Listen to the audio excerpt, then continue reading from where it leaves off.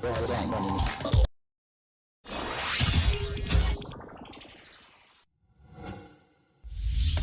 of all, I think your analysis was very straight line. History doesn't run in a straight line. Kid, you cannot tell your neighbor he is stealing ducks when you are stealing funds. As High Commissioner, I was wrong. As Akash Persaud, I reacted naturally how any person would have. I did not come here for that kind of abuse. I did not come here for that kind of abuse. If you're going to go along that road, I'll walk off. But it's all okay once they're talking. If they were talking, I could not have been here today. You got ADHD. I got that. Calm down. I think I've done enough in terms of taking our team out of trouble from losing. Come on, Lou Taylor. That's good. I'm reading the script now, and the first person that comes to my mind to play a detective, Yes, but okay, an he's good too. erratic Mikhail detective, Mikhail Rodriguez. Why an African slap an Indian? Why a man and slap a woman? Look, how you deal with that? You deal with that. We must encourage platforms like this because it brings together different people and allows for discussions to take place in our country on a multiplicity of fundamental issues. You apologizing for something you think I did is wrong. I don't want you to do that, and you should not have done that.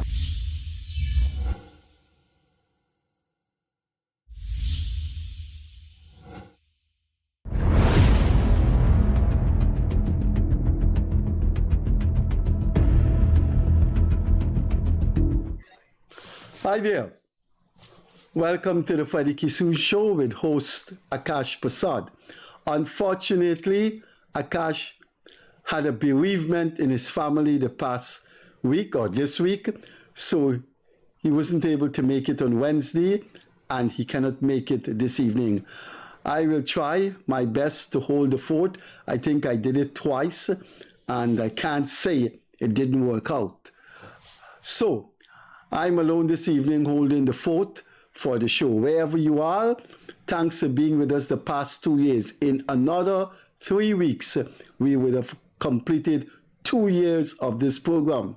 Thanks for being with us this Friday evening. It's not a tropical evening, but it's also not a cold evening. Between the two, tending more to being tropical rather than cold. There was no rain this afternoon and this evening. So we have a call-in program as usual. There is a WhatsApp number there. That's not my WhatsApp number. I don't have WhatsApp facilities, but that's the WhatsApp phone that you can call 622-9666. And I will answer the WhatsApp number. It's not my number. My number is this my little mango pelter, but you feel free to call me. My number is 614-5927. My email is Fred Kissoon, one word, FredKissoon. Fred Kissoon, one word, small letters, at yahoo.com. So call me or email me. As we have been doing the past 2 months, before we take your calls, we show you some videos of a change in Guyana, an unchange in Guyana. And we show you these videos because we just hope that these wrong things, these improper things, these unpleasant occurrences don't need to exist in our country.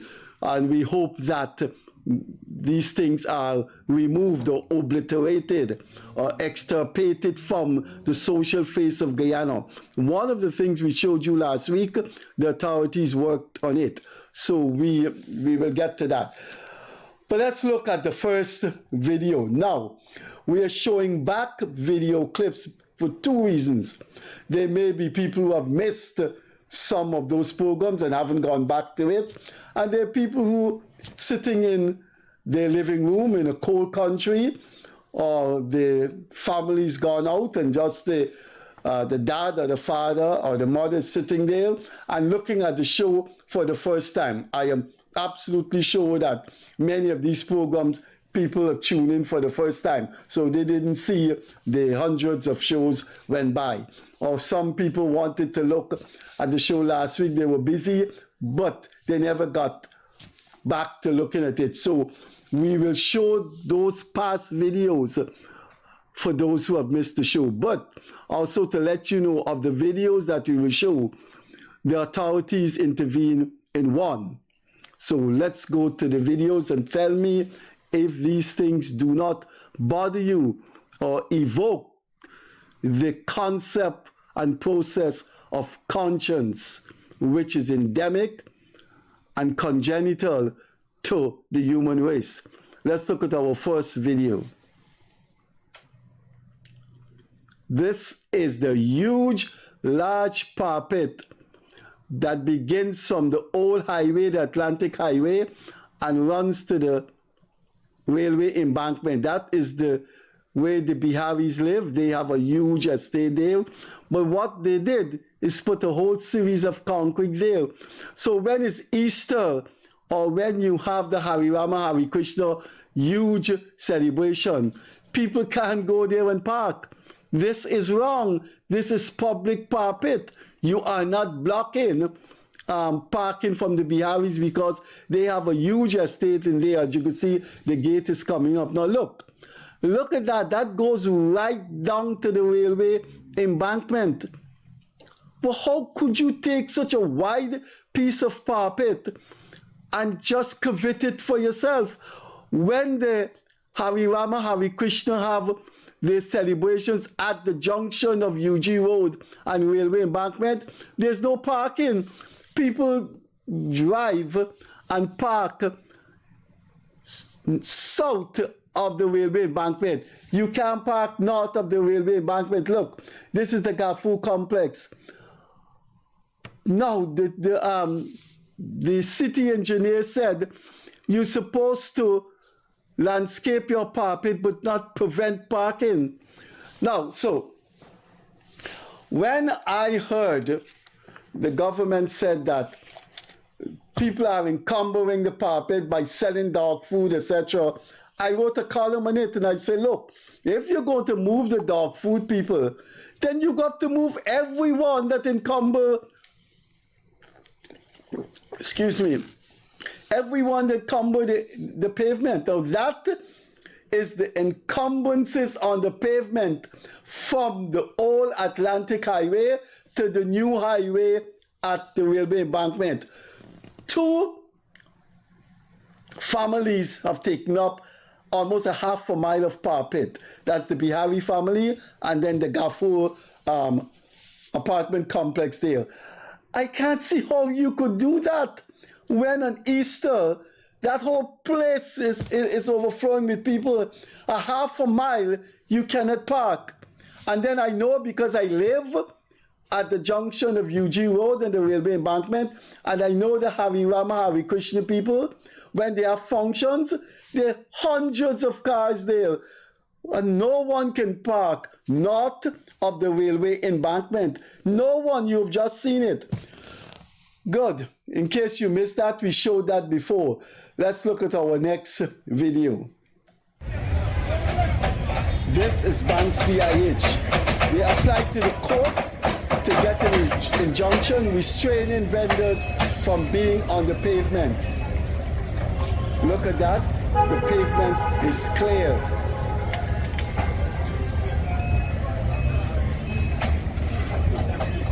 You see? Clear pavement, no encumbrances. You can walk there, you can park there.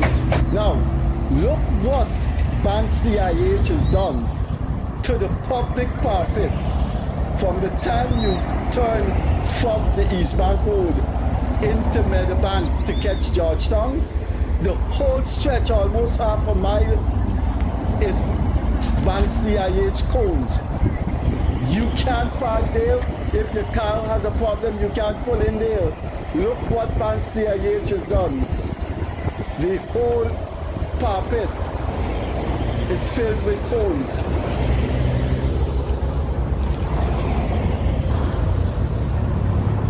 That's Thirst Park.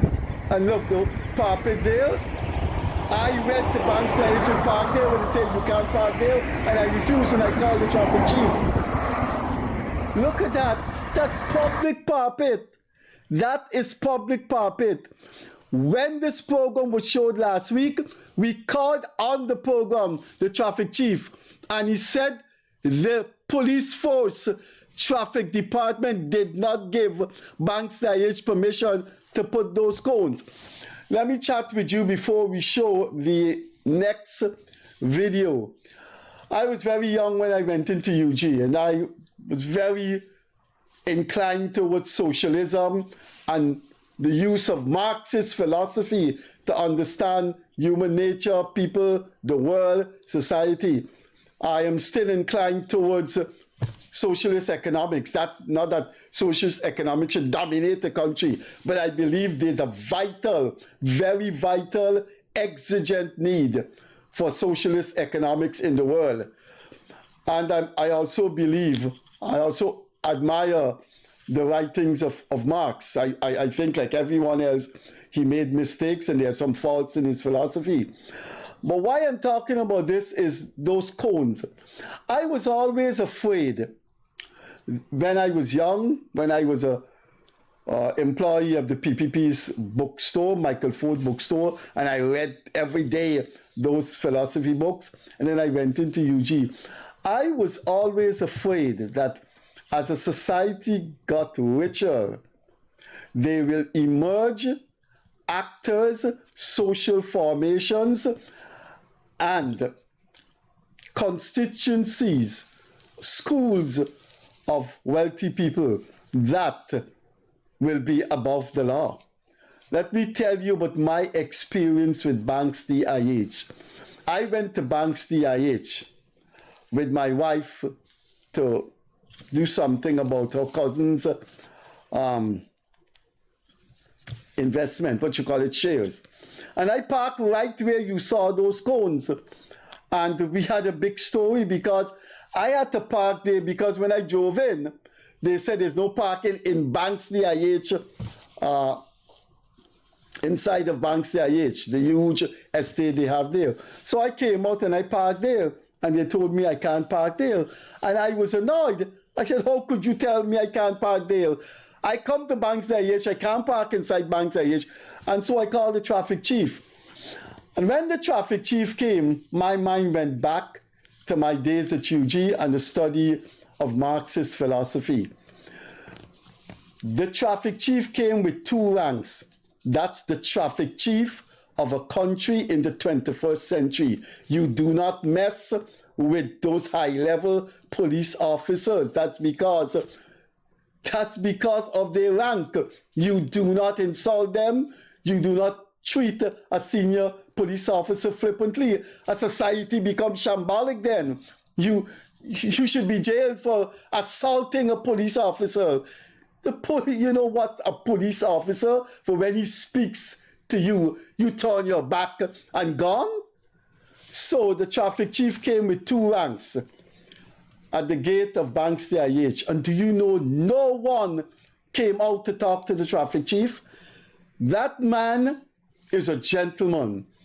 And at the end of the year, in my column for the end of the year, I nominated him as one of the best 2 Guyanese for the year 2023. That man came to tell Banks DIH that they can't put those cones there. And no one came out to meet that man. That man and his 2 ranks were just there. And he just went back into his car. That's the power of very wealthy people. And that is where I think the United States went wrong, and many capitalist societies.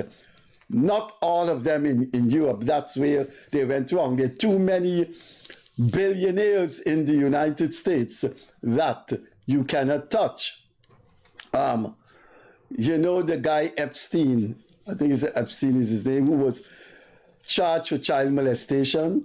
That man tried to commit suicide, and they caught him in his cell. So he was on the suicide watch. And then he committed suicide. And you really think he committed suicide?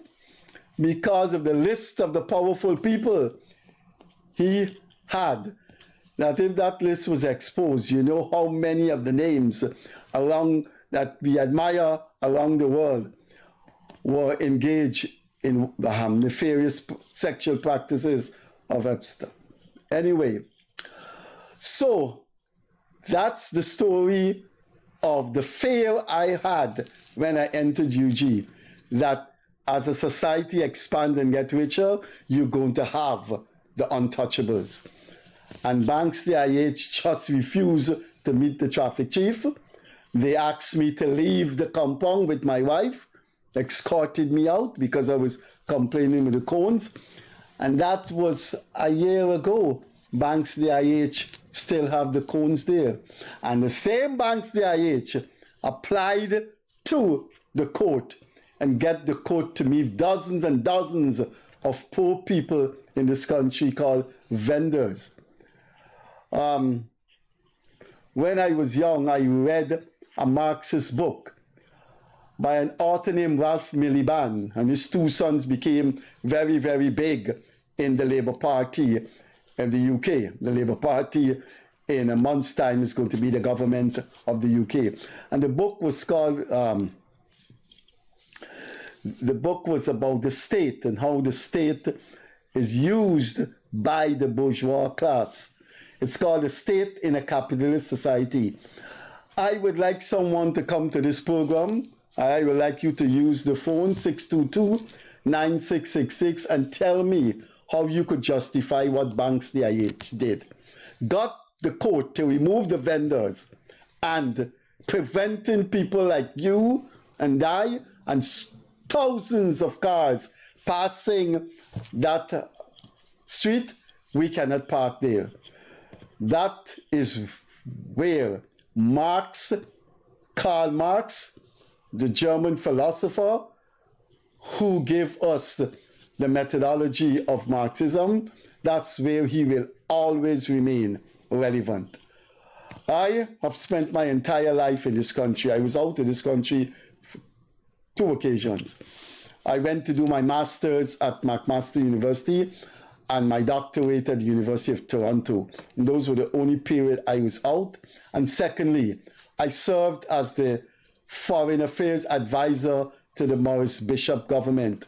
Maurice Bishop will always remain in my memory. I think there are very, very few government heads like him in the entire world. Quite a remarkable, charismatic man whose charisma is not easily matched since he died in 1983. So, except for those 2 occasions, I've lived all my life in Guyana. And the things I have seen in this country about, I am not talking about the government when the PNC was in power, the PPP in power.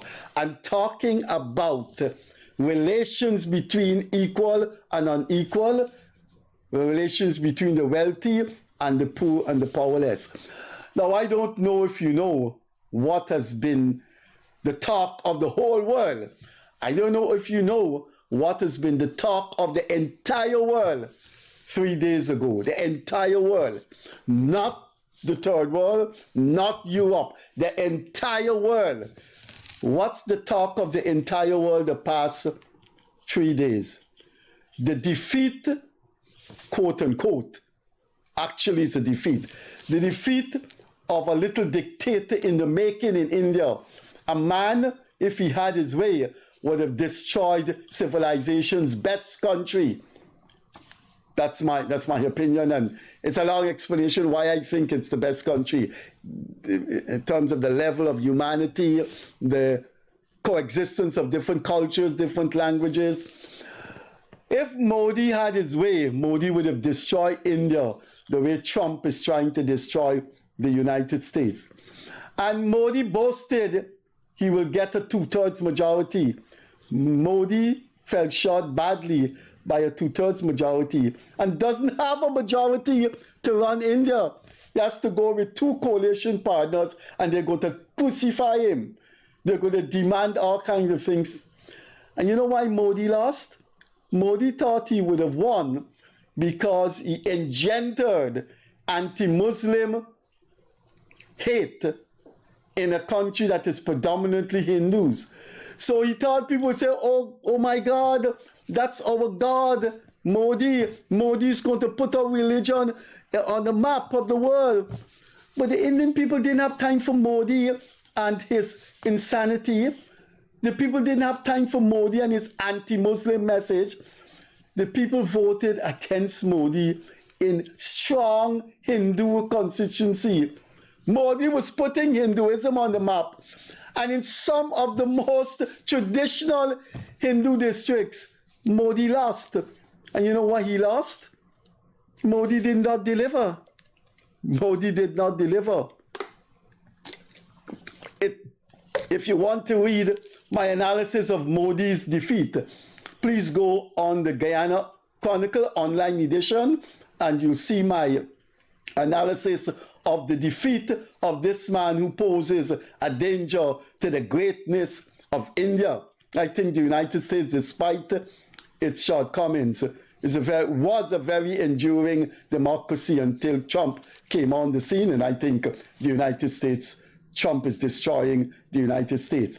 But Modi lost because, according to the best economist in the world, a Frenchman named Thomas Piketty, I don't think anybody in any part of the world can come close to his brilliance.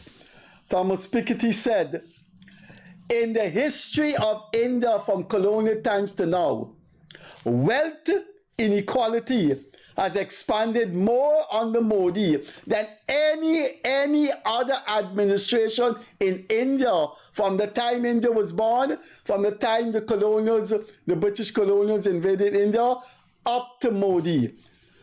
And that is why he lost.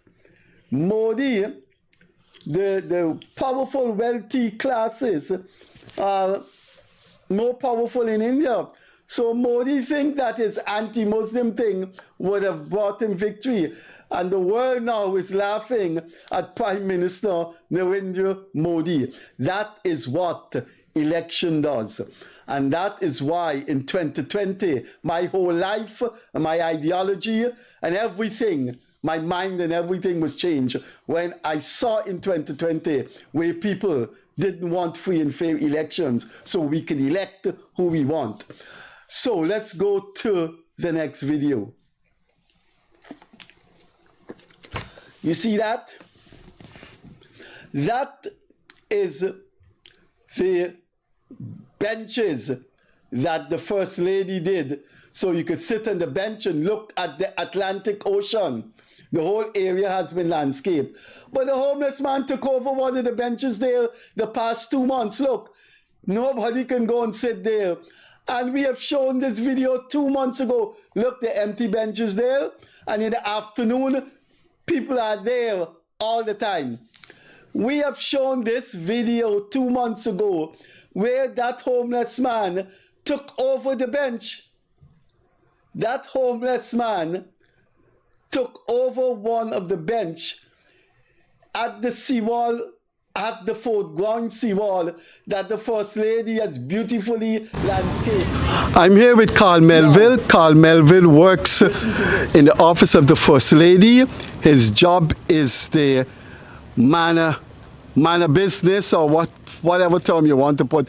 But the guy who's supposed to look after the landscape seawall, he's supposed to see people don't dirty the place, people don't misbehave. Now, Carl, at the background there, at the Kingston Jetty, a homeless person has taken over one of the seats that people sit down to look at the ocean, cover it up with a tent. You came to me and you told me that you went to move him and the man pulled out a knife on you. Yes. Good. Now, I went to the station to ask the station that based on how the man reacted, if they could go and clear out that stuff that the man has on a seat that is affecting the aesthetic of the seawall. The policeman told me they cannot remove the homeless man and what he has done with one of the seat there. Who is supposed to remove that person, Carl? The police is supposed to get to remove him. I tried many times to get to remove. He say, I carry movie, pull a knife, threaten me, and I walk off. When I walk off, he go make a report against that town that I want to shoot him. And he told the police that? Yeah. And the police isn't concerned with what he has done with the bench that faces the ocean, No. that is provided for by the government of Guyana for the people to enjoy this place. Yeah. So the police Then I do move not want to remove him. Correct as well. Who is supposed to remove this man? First Lady's office or the police? Police. Are you willing to go in front of the police and say to them that that is their job to remove him? Yeah. Okay.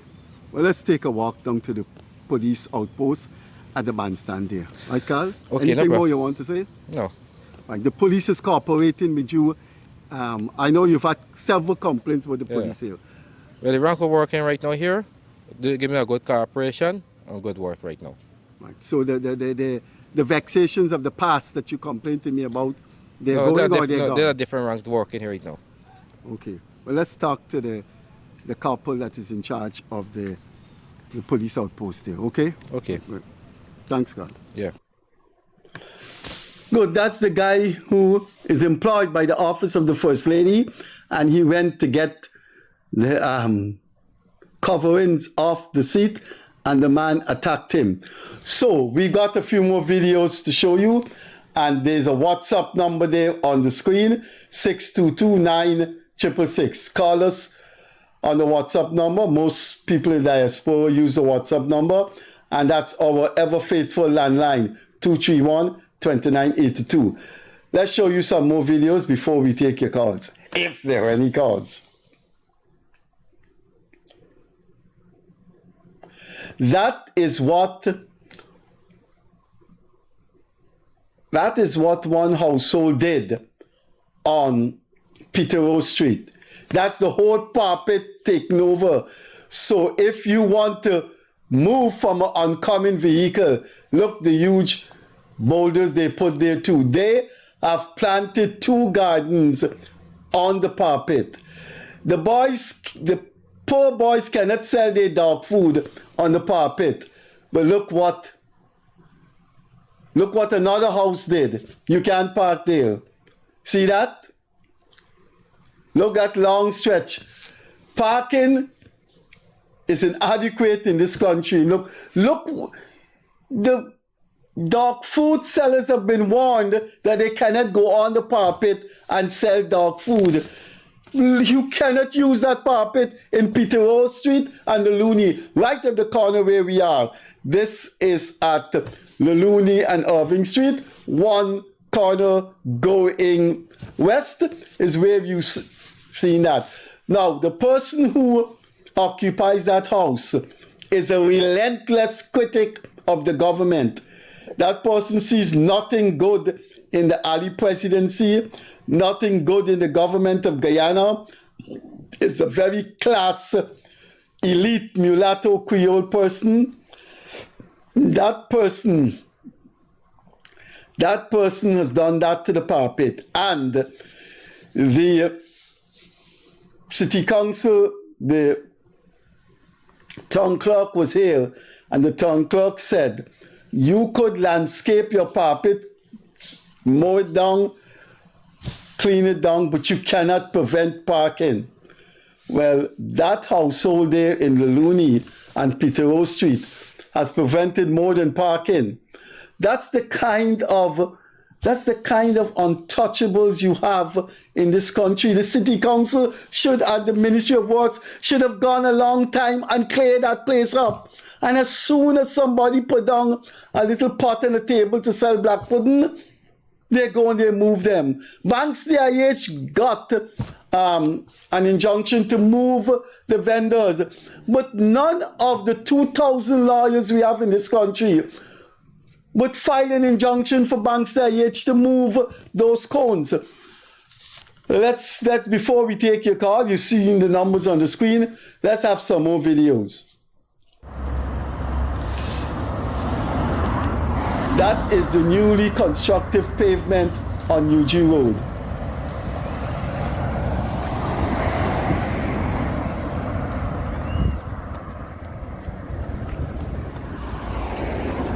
And that's why it's there.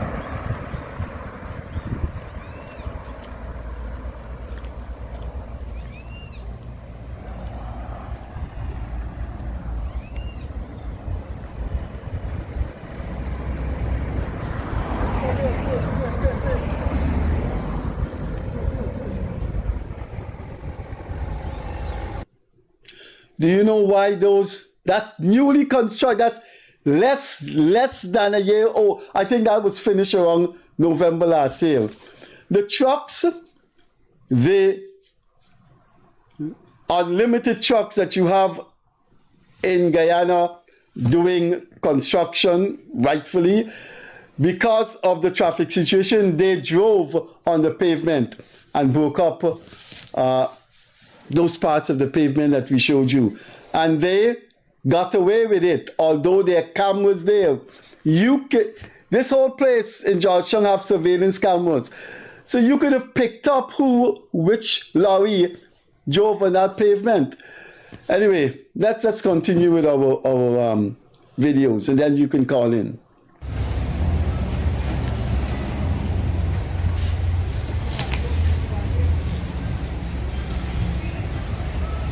That's sewage by the GPO. Since I was young, they have a sewage problem there. And that's sewage on the pavement by GPO. And guess what? I saw that 50 years ago. I saw that 40 years ago. Most people who live in Georgetown would have seen that because you got to go to the post office. Fogarty's was a very popular store at that time, and you go to Fogarty's. That is a sewage problem that will never go away, perhaps never go away from Guyana. Now, what is so intractable, what is so scientifically impossible that the sewage system cannot be renovated by GPO building there? I think we got a few more videos. Mr. Persaud, look at this. That's garbage on the public road, little past the Rumpel police station, right in front of the view of thousands of people who use that street. That's garbage not too far from Rumpel police station.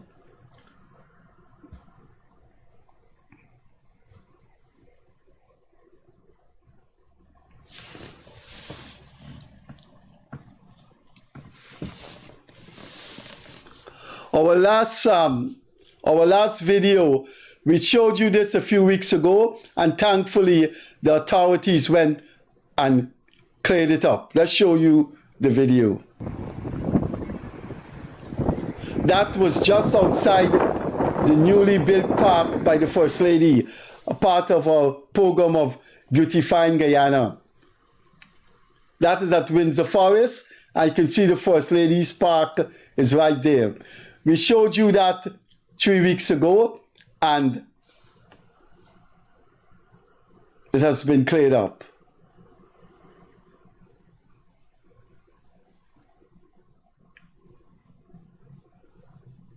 That has been cleared up, and we have to thank the relevant authorities for doing that. That was right next to the First Lady's beautification park at Windsor Forest. So you can call the landline 231-2982 622-9666. You can call and let's chat. The lines are open. If there are no calls, I guess I will interact with you and talk about things that are on my mind, that I would like to express on this program, and that I have expressed on this program. So while you waiting to call, or if there are no calls, I will chat with you. Oh, here's a call. Good evening. Good evening. Good evening, sir. Yeah. I'm going to tell you something. I hear you talking about America and people. No, nobody in this right America. America is met for that with all them people there. Them hungry belly low life for going into America. American bill for take all them people there, Mr. Kissoon. So when you think about America and this body and there's no president in this right America, too much of refugee going to America. Low life hungry belly. Well, you said too much of people going into the United States, their hungry belly. I don't know. One of the things you have to understand that even the dull and ignorant must have their say. I didn't want to cut him off because he should have his say. United States, too much of hungry belly people going into the United States. Well, that's the guy opinion. So call us and let's talk. 231-2982-622-9666. That's our WhatsApp number. Call and let's hear what's on your mind. I am holding the fort alone. Akash Persaud has a bereavement in his family, so he was not here on Wednesday and he's not here this evening. So let's talk. Let me see if I can carry you through until 10 o'clock. If there are no calls, it gives me an opportunity to, let's take this call. Good evening.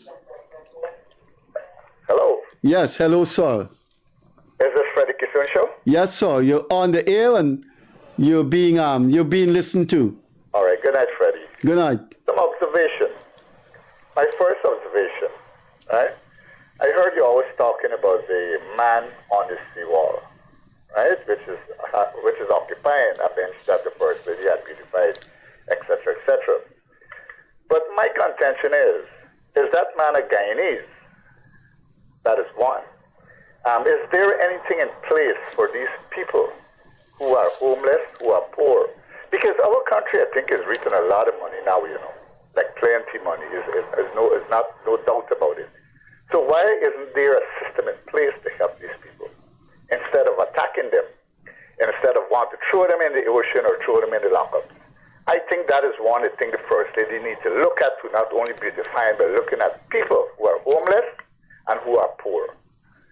Another observation, my second observation, politics.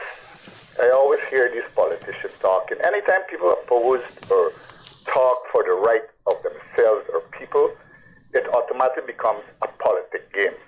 But the world is run by politics. Every country is run by politics. Because the PPP party is not a full gospel church organization. The APUNU is not a 7 Days Adventist church organization. They're a political organization, so whatever comes out of their mouth is politics. So we have to refrain that if people try to talk about something or make a representation, it automatically becomes politics. Politics is the talks of the day. My other observation is we are getting a lot of money in this country now. We are blessed, and we are happy that the government is doing their best to make things better for us. We understand that. I know we can't get things by a wish, with a wand and wish it would happen in a day. We know progress takes time. But comes back to the housing for people who can't afford housing. I think the government needs to pay a little more emphasis on people, especially the poor people. Instead of selling a man a $5 million house and you know that he can't afford it, give it to him. Don't tell him we'll pay $1 million because we can afford it. I think we can afford it. If you could know if a person cannot pay for a home or if a man can pay for a home. I think the government needs to reach out to people like that. My other observations with the teachers again.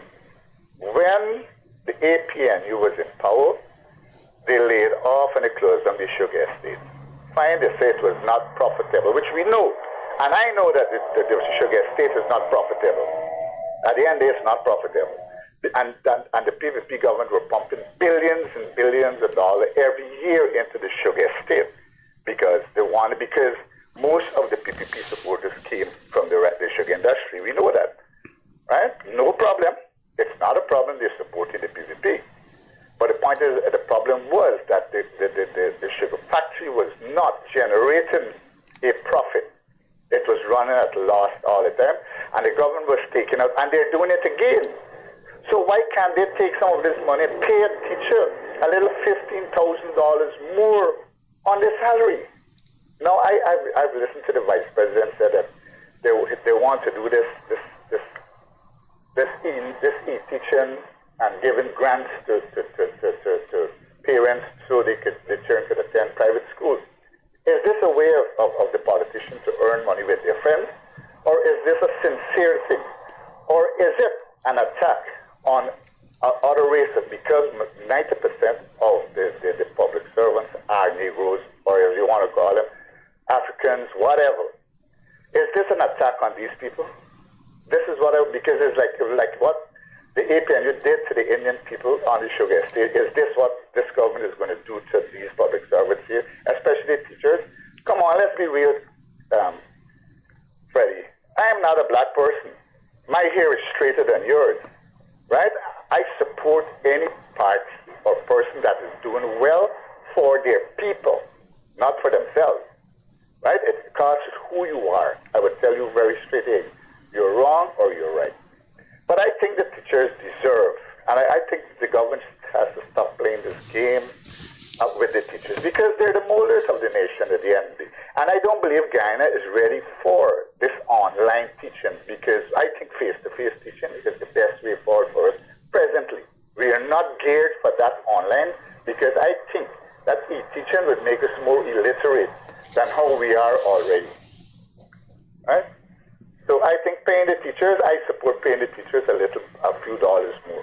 Because if you're going to look, and then another thing I'm looking at, Freddie, is that you're going to Bangladesh and bring in 500 nurses. I sure those are East Indian nurses. Why then say, well, okay, I bring in 100 from China, 100 from Africa, 100 Armenian from there, 100 from there, and you're sure, well, okay, it's a one Guyana thing. But you're bringing 500. What that tells you, and I want my last observation. This one Guyana thing, I don't have a problem with it.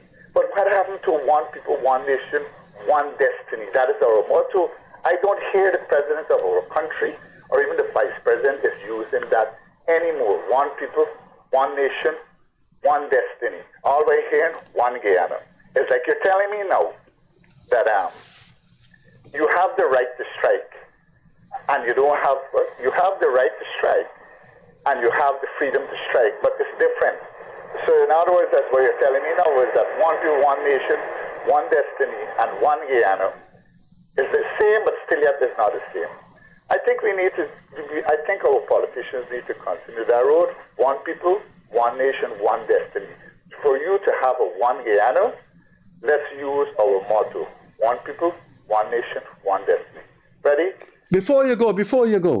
Yeah. Are you still there? Yes, I'm here. I don't have a problem with finding homes for people, but you seem to be sympathetic to the guy who have taken over one of the benches. What's your take on Banks DIH getting an injunction to remove those vendors from Starbucks Square? Freddie, I agree with you when it comes to banks. I'll tell you why. Because at the end of the day, Freddie, politics is involved. Corruption is involved. It's like all over the world it happens, right? All over the world. You find that when people acquired a certain amount of wealth and the politicians allow them to become powerful, this is what happens. It's like, okay, what is happening? Look at the carnage that's taking place on the road. With these road accidents, people are dying every day. It's because the system is too corrupted. It's because if I do something where I am here, right? What I do, I pick up my phone and I call my friend who is a big boy. And then I effect pass the phone to the traffic police. Then I can pass the phone to the traffic police, and then you say just walk away smiling.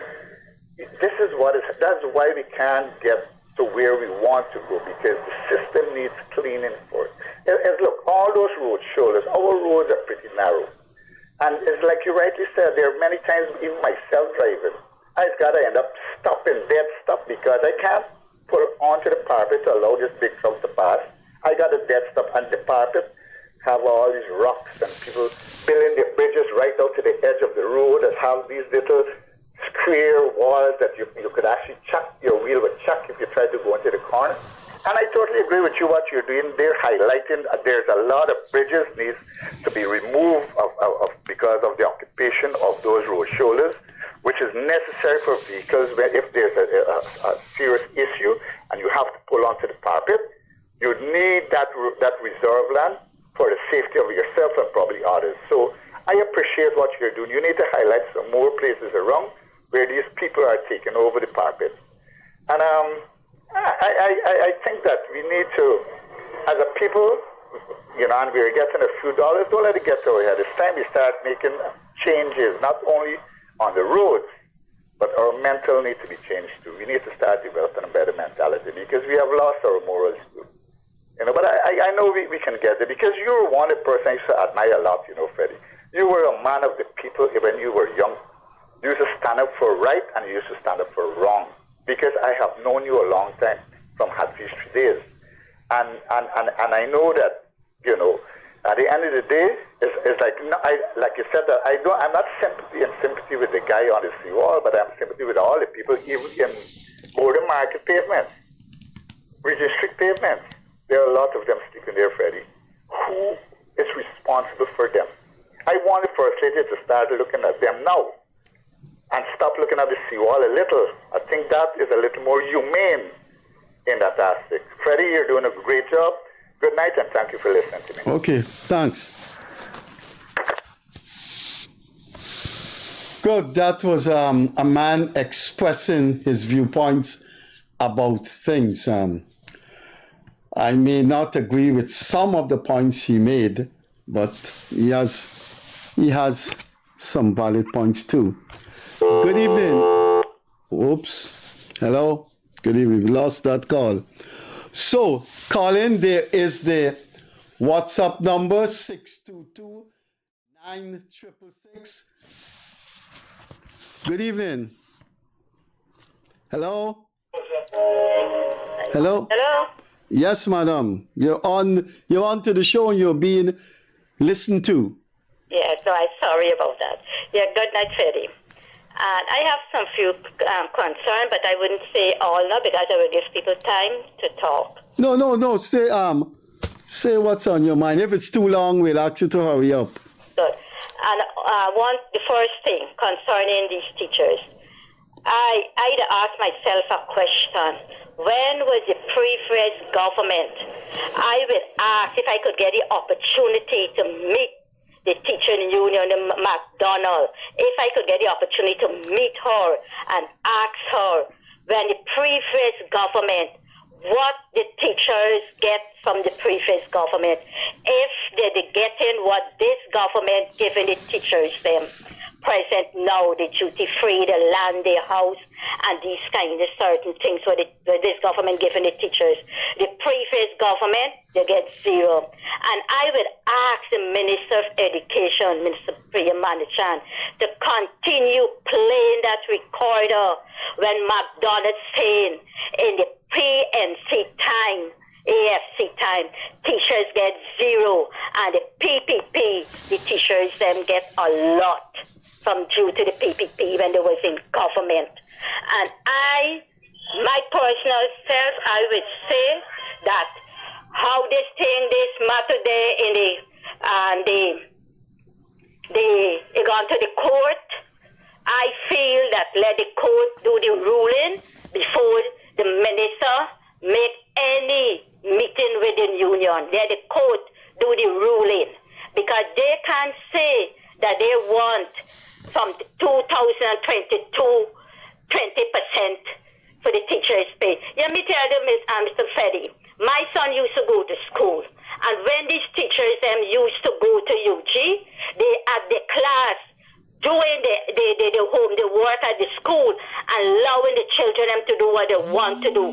That is the reason why the children that they used to do perform properly in school, because they used to take their interest in their education and leave the children on their own in the classes. I could mention some school, but I don't have to mention it because I know we have thing where we could talk on this program here. So And concerning the nurses, if the nurses them is migrating and going to different countries, yes, maybe for betterment, and if we do not have enough nurses, I agree with the government to bring in nurses to come and continue the good job what the Minister of Health is doing. Mr. Freddie, let me tell you, I go to the public hospital a lot. You hear? And if you see the development in these hospitals, you leave amazed. For instance, I was at the health center in Eccles on Monday. And an elderly man go on the chair. It's had a set of people, but he go and he sit on this chair where you know it's have to look after. And I don't know what happened to this man, like he fall in a coma or whatsoever. If you see how these doctors and nurses hustle with this man, give him oxygen, give him saline, and look after him. Each and every health center has so many things inside that when anything happen to somebody, they could get help from there. So when you hear certain people talking about one Guyana, it is not doing the one Guyana, and this country is not developing, I feel that they need to go and test the ice and see the goodness what this government doing. When the previous government was in this country, is running this country, we were suffering in this country is look the good life what we live in is in this country, the development in this country is if people walk around this whole country, the 10 region, we going overseas, America, Canada, England, all the countries, and we go in, and we's not going in our own country and see the development what this government is doing. Every day you see the president, the ministers them out there meeting the people employed. When was the previous government? You can't be the minister, you can't be the president, you can't meet nobody. You have to make appointment to meet them. It take long to get to know them. So my take in this government is they're doing all the best what they could do for the children them. Look when the previous government take away the money from the children them, from the elderly, water, light bill, everything they take away. Look the tax with the previous government put into this when they was in government, and now you criticizing this government for the good job what they're doing in this country people don't have a heart out there. They want we go back in the 60s and the 70s and the 80s for go through that suffering. When you got to eat cassava bread, you got to eat this and eat that. So with my concern, Mr. Freddie, I feeling this government is doing good. And I agree with the Minister of Education. The teacher union cannot say what this government must do. Let them look back at the previous government and see what the teachers they get from the previous government. They get zero. So they feel now that they could point the finger into this government and demand this government what to do with these teachers. When you see the recklessness on this road of these teachers, you want to know what these children in school behaving so terrible in school, because the example what the teachers showing towards the children in the school here. If I have anything more to say, I will say I want to give other people things to say. Thank you for listening to me, Mr. Okay, right. Thanks for your call. Good evening.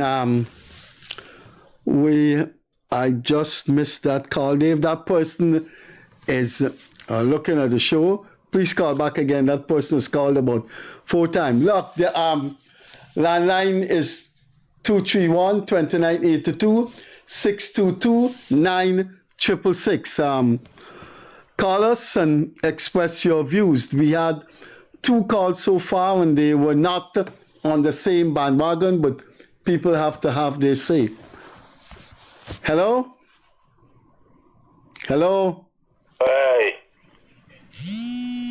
Yes, hello. You're on the air, sir. I call it. Mr. Kissoon. I have a problem. A complaint. Yep. I am from Bat. Bat settlement. I'm listening, sir. And my grandson had a problem 2 Fridays ago, and about 5 o'clock in the afternoon, I took him to Fort Wellington Hospital. I waited 1 hour, there was no doctor. I had to leave and go to Anamaya because he had a emergency, something pertaining to his private, a 1-year child. No doctor. I had to go to Anamaya. Prior to that, bees. Hello? Yeah, I'm listening, sir. People are listening to you. You're on the air. Yeah. You continue. Bees, African bees. I was bitten by African bees. I went to the hospital.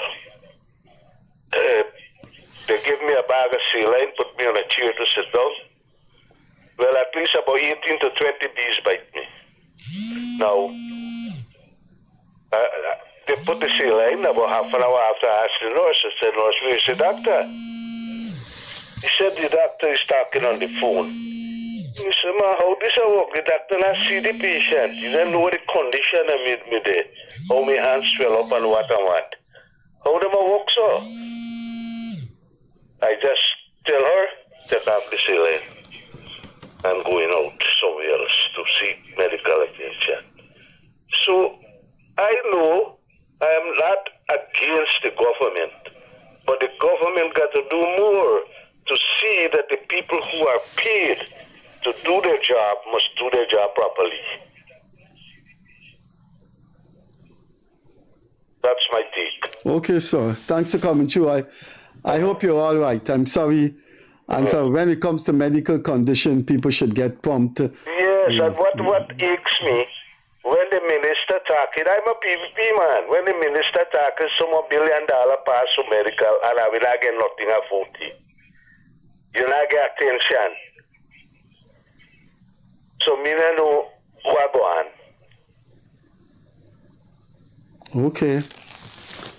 Okay, thanks for coming through. We have these call-in program on Friday. So stick with us and tell us what are your problems. Thanks. I hope that person, thanks for coming through. I hope that person, there's someone trying to get you almost 6 times. Please call right now as the landline is free. If you're looking at the program, please call right now. That person has been trying for, oh my. Hello?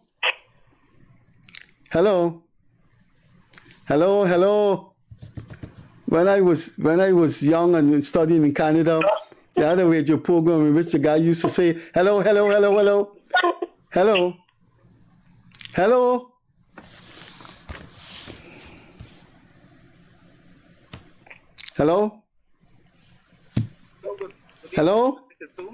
Yeah?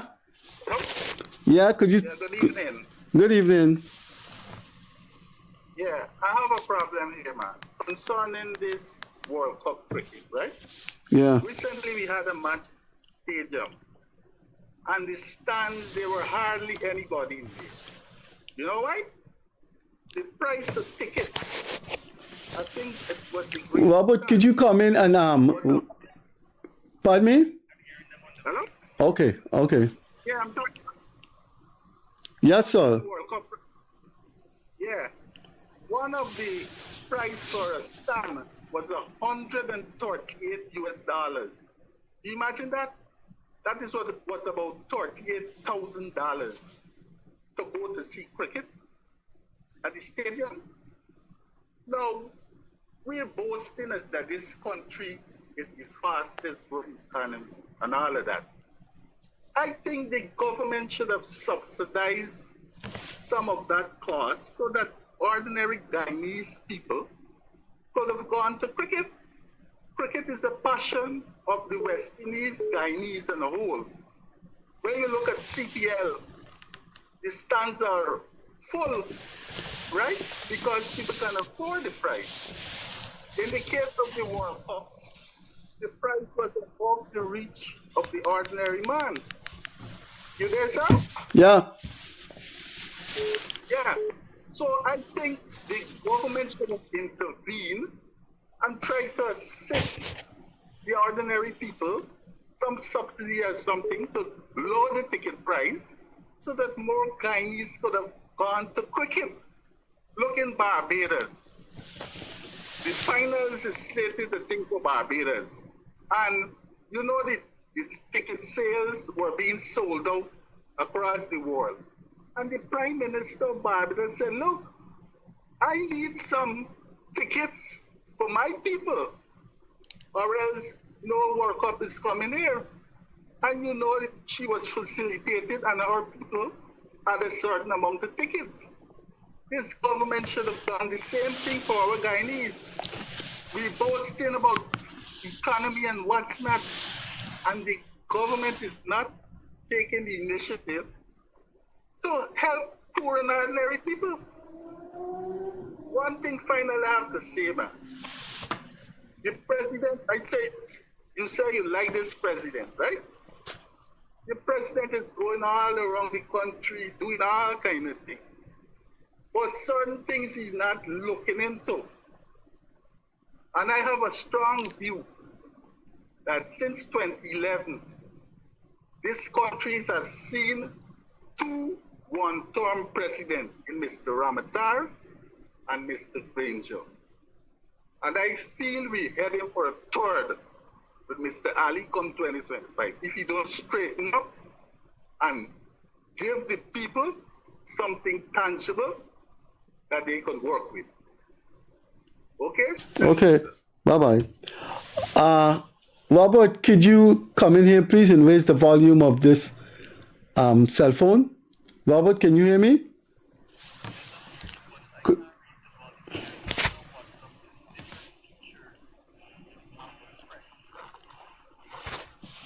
Hello? This is the Freddie Kissoon show? Yes, sir. Yes.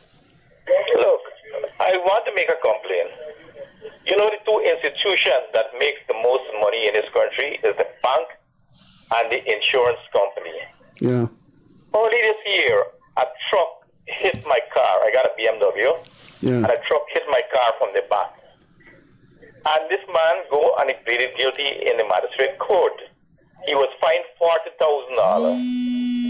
And I go to the insurance company and make a claim. You know, it's early this year. You know, after today, I cannot get through with the insurance company.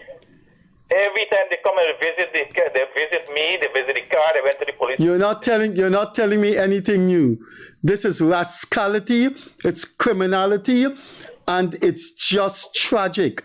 I know but two persons in my compound that pay. Oh my God! Look. There need to be a criminal investigation into car insurance. I think insurance is an intrinsic con. I do not support the principle of insurance. Let me tell you something. This is Nalico. The one in Charlotte Street. So it's every insurance company. When you're a public figure like me, you get a lot of complaints. I can tell you this concept of insurance is a con. Whenever it's time to pay out, these people have a foolproof alibi. So when it's time to pay out life insurance, they told you why you didn't tell us your husband had lost a finger, which has nothing to do with his health. People pay. Look, I know but two neighbors in my compound. These people spent more than 8 months trying to get insurance back for their car. It's not easy to pick up BMW parts in the country here. It's a console insurance, whether it's fire, whether it's life, whether it's car. When I was young, and I went into UG 1974, and I could never ever forget this article.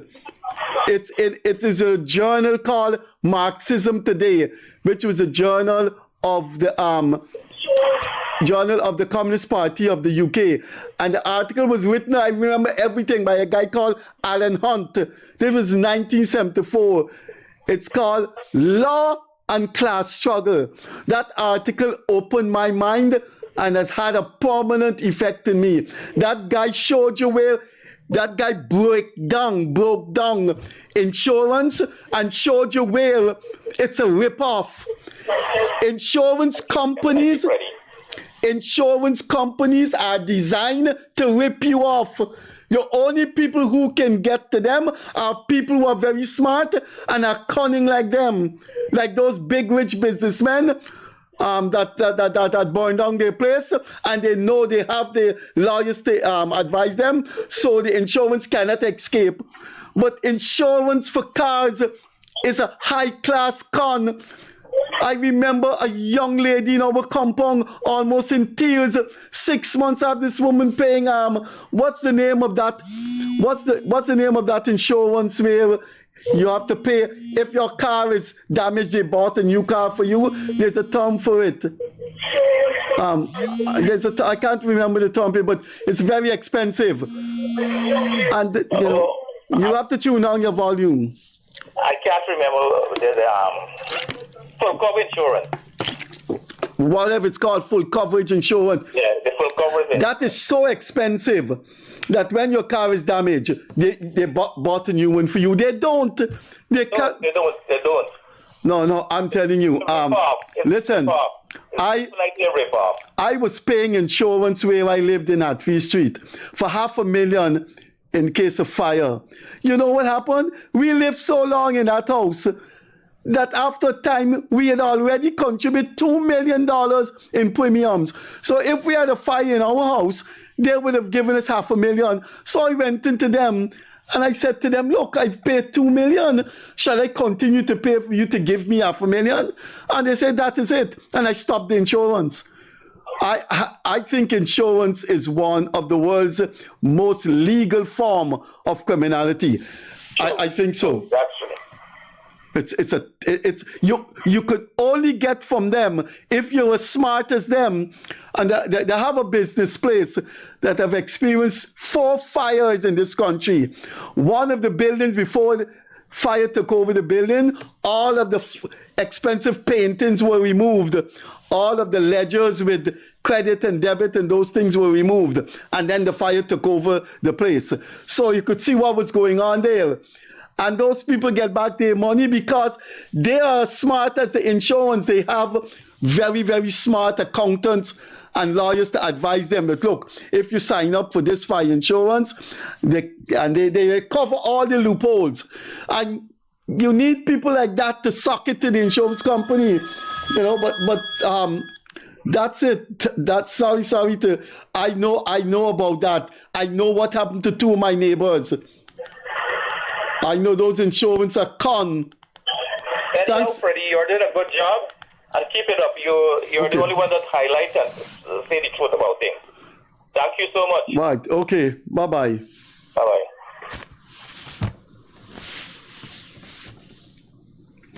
Good. That caller about insurance, I know only too well. Your car gets struck, you're not going to get insurance. They're going to grind you through the mill. The people have a mentality, and it's ingrained into insurance. We don't pay. We don't pay. It sounds surreal, but that is what they want. Your car get hit, they are going to carry you through the mill to pay you. I think the insurance that people take out for their cars, that if it's damaged, let me take this call.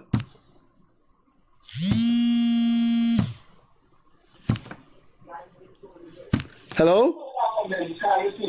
You have to lower your volume. We're hearing you. You hearing me, Freddie? Yes, I'm hearing you now. Thanks for lowering the volume. Good. We talking, a guy phone in and talk about the sugar estate. If the government don't subsidize the sugar estate, all these people, the country people, would be on the road. They won't get no money. You know, in America, they got transit. What they the buses and the train. You know, the government, they subsidize millions of dollars, billions of dollars into transit every year. Every year, the government of America subsidize that money. But I don't know, when you see some people get wealth, they ain't concerned how the other poor man living. I from the country area. So I listen what I'm saying. Some people I don't want to get no discussion with them. Now we're talking about the teachers. There's the next point. The teachers collect the back pay and everything on the in last year. They collect the back pay, the union didn't say nothing, they get the 6%, they get the back pay, all of them shop up. Watch when they're going to call strike. They're going to call strike 3 months in this year, but 3 months after, then they're going to call a strike. And I know that strike is highly political. And let me show you something. They got some teachers who want to go back to work. And they want the teachers going to work, and some head teachers is turning them away, and the children away. That's my point. Okay, sir. Thanks for coming through. Bye-bye. Hello? Yes, hello. Good night, Mr. Kissoon. Good night. Good evening, sir. Yeah, good evening to you. I must say that I 110% agree with what you said about the insurance companies. The insurance companies are very criminal organizations. Now, let me show you something. Legally criminal. Listen to me. Yeah. Years ago, I bought my first car. And I took a loan from the bank. And everybody who takes a loan to buy a car, it is mandatory that you must have full comprehensive insurance. Oh my, I didn't know that.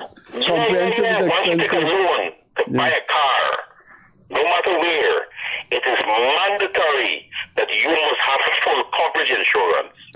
So the lender, which is the bank or whoever in this case, must be able to get 100% back. Wait, stop there. There is an accident. Let me tell you something. Stop there. When you stop there. When you go into a bank and take a loan, a bank is telling you what type of insurance you must have. Correct. That mandatory that you take a full coverage insurance to cover that loan. I didn't know that. Anyway. Yeah, that is true. Listen to me. Let me show you the criminalness in this whole operation. Now, the bank is in cahoots with the insurance company. Yeah, they're all friends. They sit in each other's boards. Yeah. It's an incestuous cabal. Mr. Kissoon, I have to pay the loan because it's a new car. The loan is 5 years back in those days. 5 years I got because it's a new car, right? 5 years.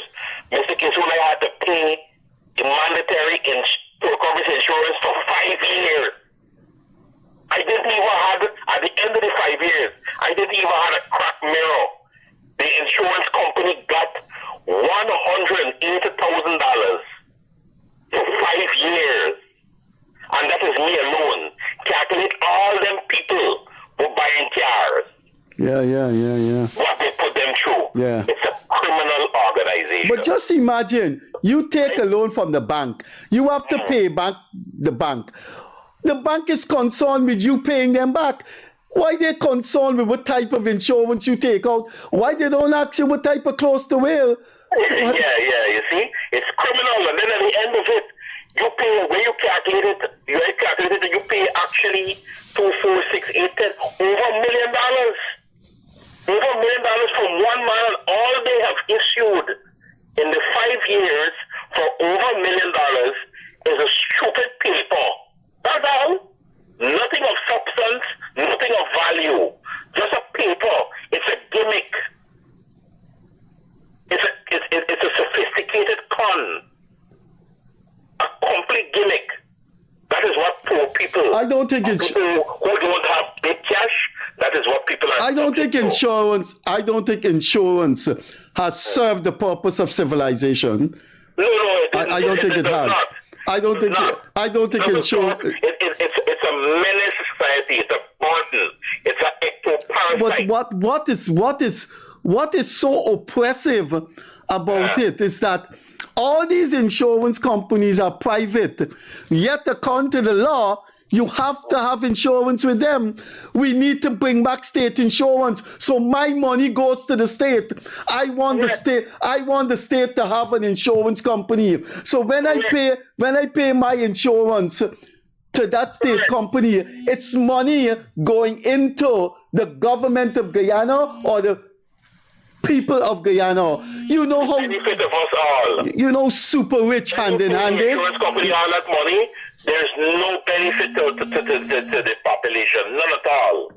None at all. Then listen, when you come now to a claim, oh my God, if you have a claim, if you see what they take you through, I know. The systems, they listen, what they take you through, if you have, listen, I had a friend that his car caught fire. Bought a brand new car, and his car caught fire. Mr. Kissoon, they brought some technical jargon. I know what they do. Their policies. Investigative stuff. Let me tell you something. There is no way with what they apply, the principle that they apply, into go about investigating this thing. There is no way that they would not, that they could have, you could have sued them for paying that money. It's a gimmick. They look for all sorts of loopholes. Do you know that is what they set out to do? Hear what they set out to do. That is what they set out to do. As soon as the claim comes in, there is this Pavlovian reaction. Yeah, they draft this. Let me check this thing out. Listen, we in pain. No, in fact, I must research the laws on it.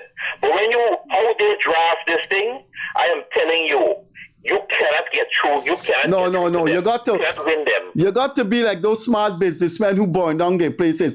They have a family in this company. They have a family that had 4 fires. Family notorious for that. I know. One of the fire, before the fire took hold of the building, all the paintings were mysteriously removed. All the financial documents were mysteriously removed. But they know they have their good experts to deal with these insurance, so they got their insurance back. It's only That's what I'm saying. You gotta get a high price lawyer or somebody who knows what they're doing to deal with these people. But the middleman and the small man, which law firm they could take to fight the case? No, insurance is an oppressive thing. It is. I am one of Let me type the line. Okay. Okay. Take care. Okay. Bye bye.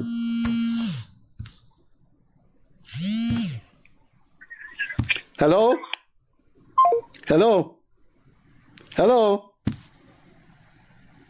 Lost that call. Okay, let's see what time we have for my mango pelter. Good. We've got 13 minutes more. How much minutes more? Yeah, 13 minutes. Our operator says 13 minutes. So call in and let's talk. It's been an interesting evening about insurance. Now, in case, if you have a pen, please write down this, the name of this article. This article, I read it. Hello, good evening. Hello? Yes, sir. Yes, sir. You're on the air. You have to lower your volume because I'm hearing. You have to lower your volume. I'm hearing myself while you're calling me. Hello? Good night, Mr. Kissoon. Good night. Good night. Now, I have a grievance. I am a public servant with an ordinary job, an average public servant. Now, I have a student who did a program at the University of Guyana, right? And the program, the student finished the face-to-face program. The student was enrolled in the dorm. Are you listening to me? Yes, you're on the air. We all listen to you. Thousands of people listen to you. Yeah. The student was enrolled in the dorm there. Now, after this face-to-face program is finished, the students still have clinical rotations at the Georgia Hospital and different places.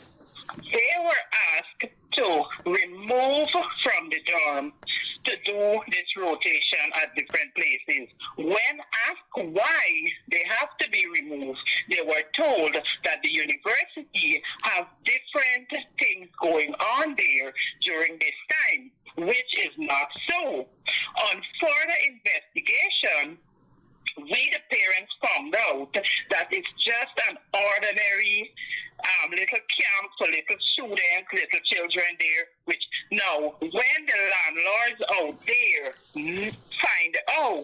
students have to vacate the university and seek rooms to stay. The rent gone.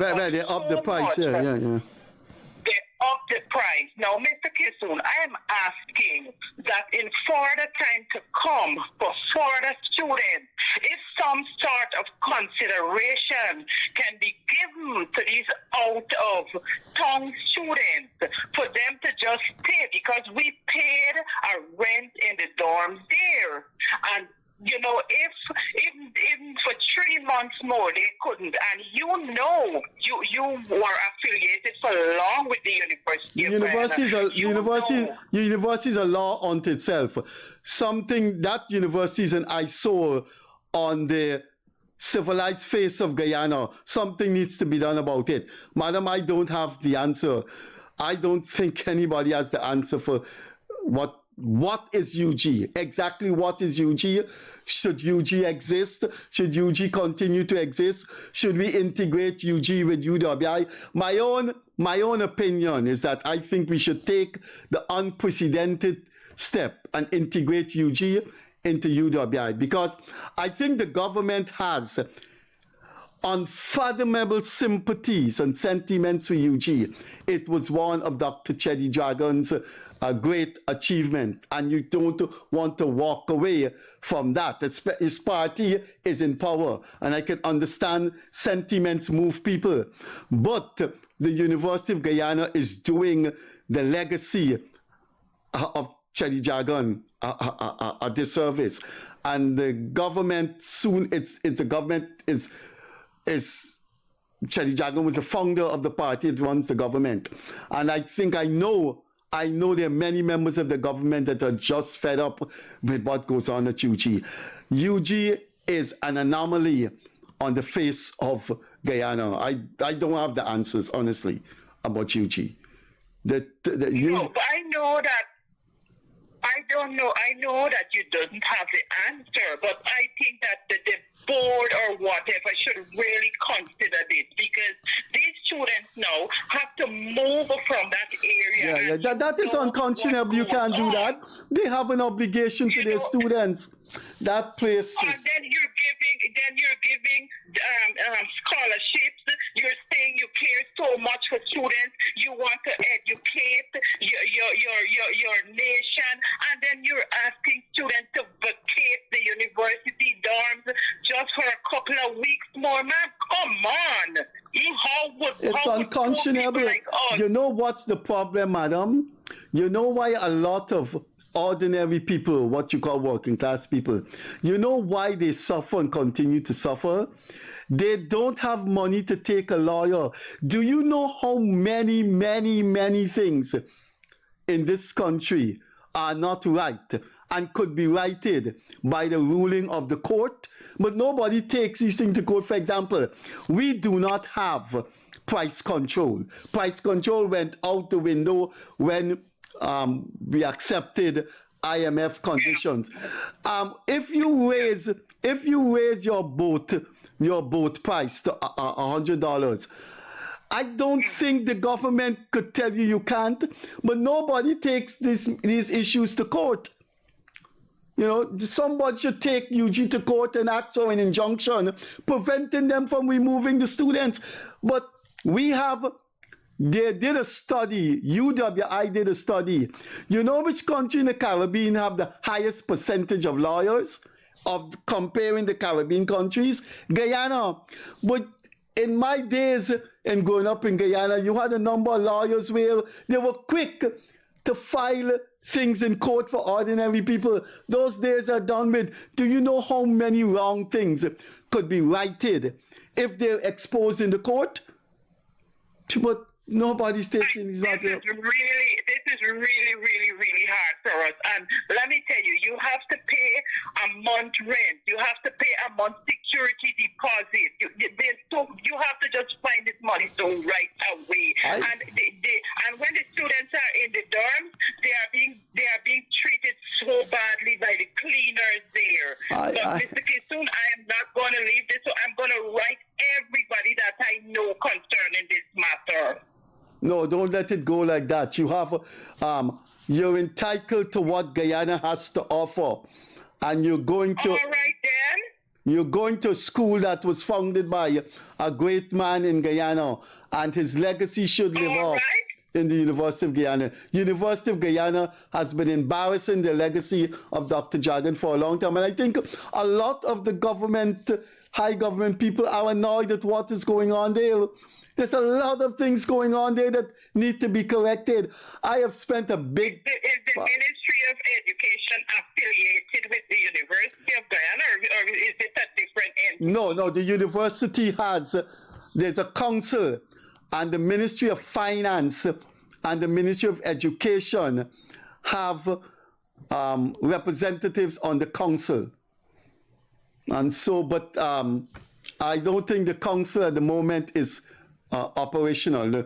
The life of the council has ended, so you need a new council. But the Ministry of Education and the Ministry of Finance have a say through the council of what goes on at UG. But you have to understand, the council makes policies, and the council could intervene in very egregious matters. But I'm not sure the council could tell UG about some of these mundane, everyday matters. Though I may be wrong, but you should complain to the government. UG can't just ask the students to leave because of some little campaign thing. You should. Okay? Thank you, Mr. Okay, and yeah, and you pursue it, right? Good. Thanks. Bye-bye. Thank you. Yeah.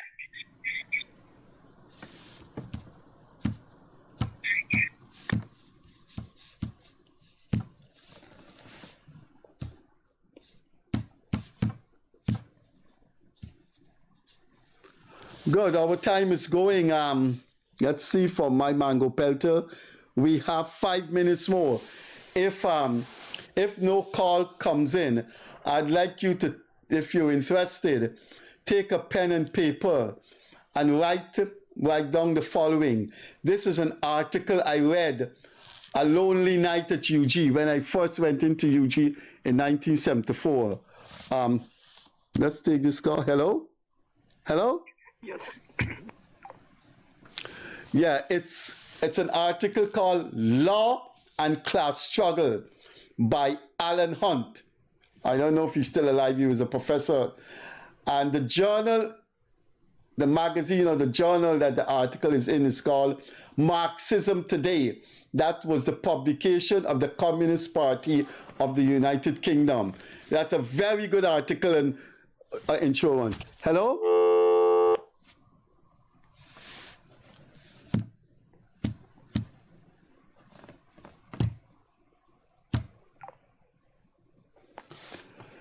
Yeah, that article had a profound effect in me.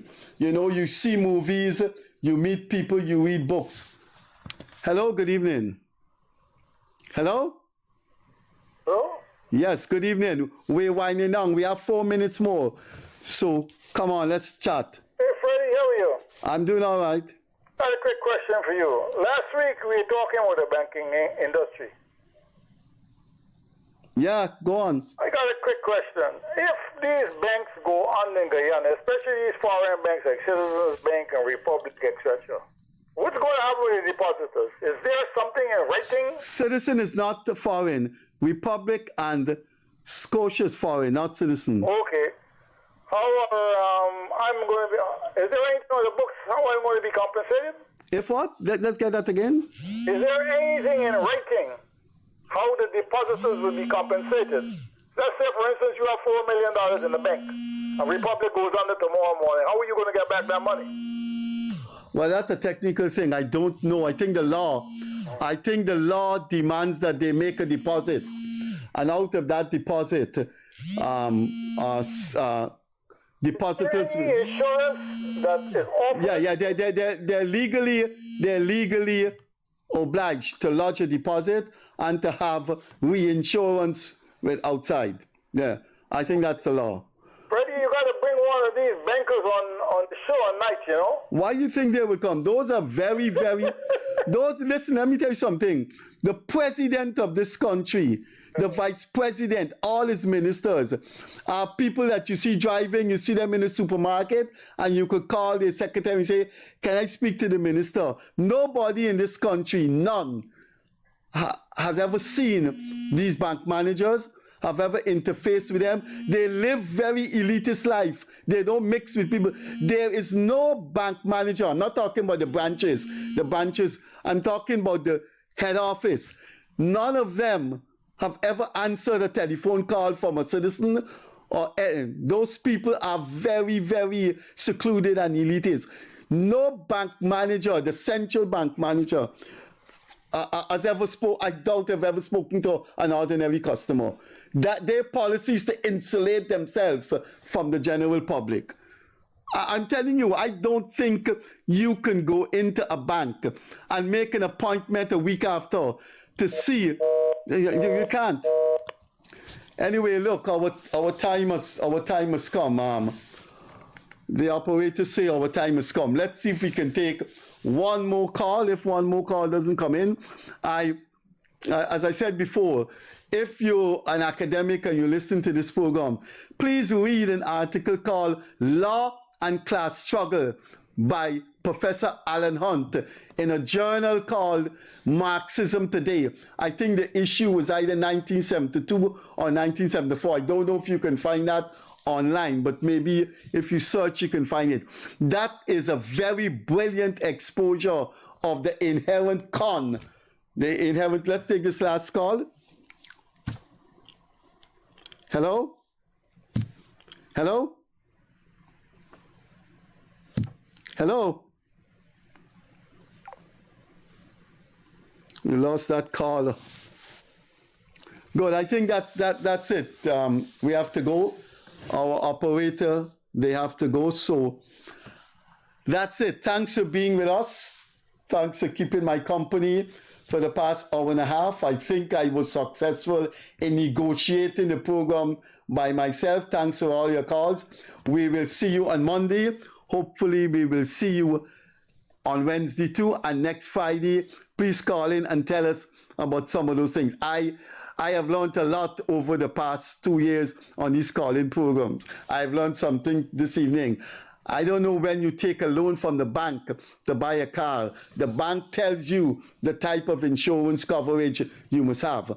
I never bought a loan to buy a car. I don't buy any fancy car. My insurance is $5,000 a month because I have taken the lowest form of insurance. I drive carefully and I know I am not going to pay any insurance company $40,000 a month.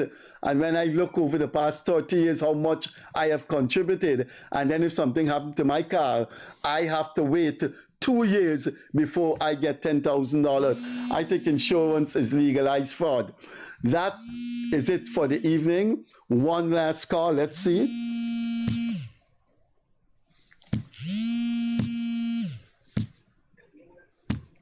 Hello?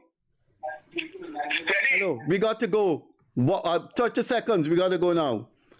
Tell the teachers that they go back to work on Monday. Okay, we got to go. Thanks for coming through. Bye-bye. That's it. As I normally say, catch you later. Bye-bye.